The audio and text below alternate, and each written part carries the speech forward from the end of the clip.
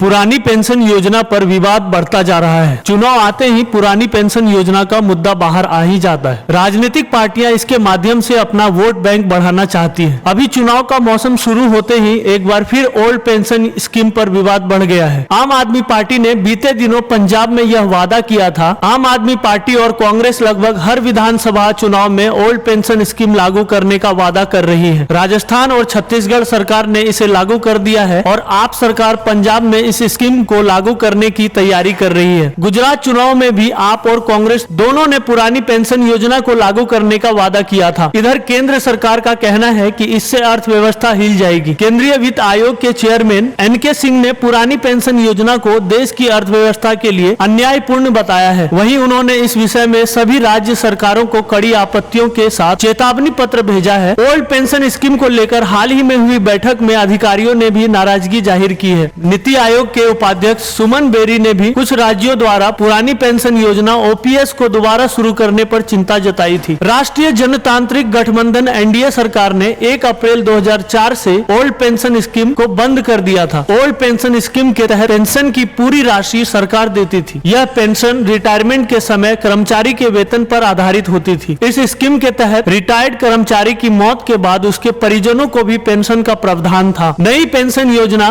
के तहत कर्मचारी अपने मूल वेतन का 10% हिस्सा पेंशन के लिए देते हैं, जबकि राज्य सरकार इसमें 14% का योगदान देती है। अटल बिहारी वाजपेयी की सरकार ने अप्रैल 2005 के बाद नियुक्त होने वाले कर्मचारियों के लिए पुरानी पेंशन स्कीम को बंद कर दिया था। इसकी जगह नई पेंशन योजना लागू की गई थी। इसके बाद राज्यों ने भी नई पेंशन योजना को अपना लिया। नई और पुरानी पेंशन योजना में कई बड़े अंतर हैं। इस स्कीम में रिटायरमेंट के समय कर्मचारी के वेतन की आधी राशि पेंशन के रूप में दी जाती है, जबकि नई पेंशन स्कीम में कर्मचारी की बेसिक सैलरी प्लस डीए का 10% हिस्सा कटता है। पुरानी पेंशन स्कीम में पेंशन के लिए कर्मचारी के वेतन से कोई पैसा नहीं कटा है। वहीं नई पेंशन स्कीम में 6 महीने बाद मिलने वाले डीए का प्रावधान नहीं है। तो वहीं नई योजना में रिटायरमेंट के बाद निश्चित पेंशन की गारंटी नहीं होती। पुरानी स्कीम में रिटायर्ड कर्मचारी की मृत्यु होने पर उसके परिजनों को पेंशन की राशि मिलती है। नई योजना में एनपीएस शेयर बाजार पर आधारित है, इसलिए यहाँ टैक्स का भी प्रावधान है। रिपोर्ट के मुताबिक गरीब राज्यों की श्रेणी में आने वाले झारखंड के मामले में यह